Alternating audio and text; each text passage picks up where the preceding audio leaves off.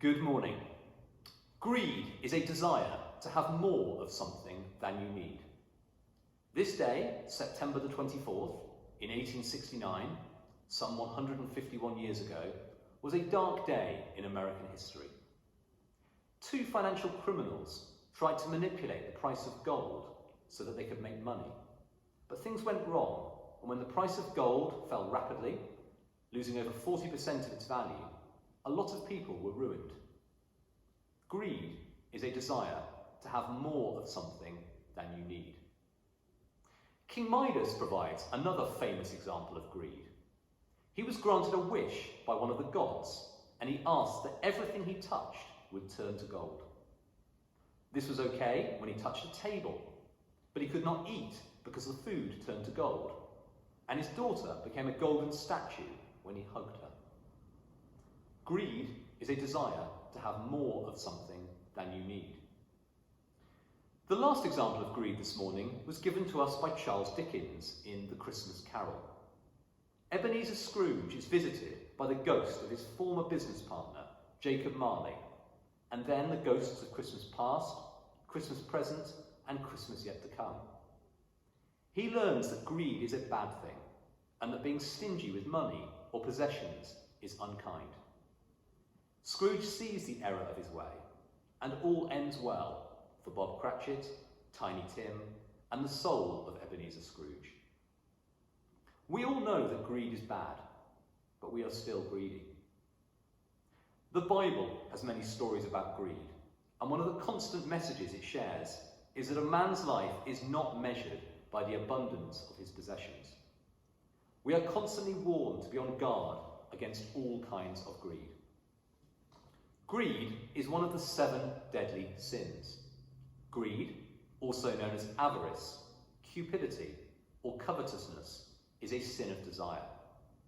Greed, as seen by the church, is applied to an artificial, rapacious desire and pursuit of material possessions. Thomas Aquinas wrote, "Greed is a sin against God, just as all mortal sins, inasmuch as man condemns things eternal for the sake of temporal things." Hoarding of materials or objects, theft and robbery, especially by means of violence, trickery or manipulation, are all actions that may be inspired by greed. Greed will often lead to evil. There is a story about greed in almost every book of the Bible. There is the story of Eve disobeying God for a piece of fruit in Genesis. There is the story of Lucifer, who wanted to take God's place in Isaiah. There is the story of greedy Gehazi, who coveted money and clothes and was punished with the disease of leprosy in 2 Kings. Then there is the story of Achan, who caused Israel to lose a battle over a garment and some silver and gold in Joshua. In the New Testament, there is the story of Simon, who was greedy for power in Acts. Also in Acts is the story of Ananias and Sapphira, who died over the love of money. The worst story of greed, though, has to be Judas, who sold Jesus for 30 pieces of silver. So how can we overcome greed and be better people as a result?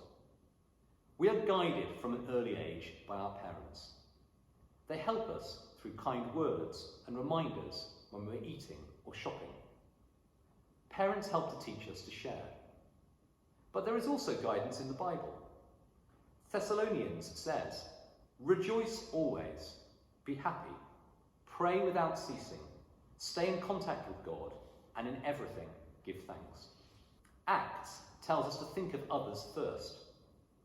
It is more blessed to give than to receive. Corinthians advises us to be generous. "So let each one give as he purposes in his heart, not grudgingly or of necessity, for God loves a cheerful giver." We need to try hard.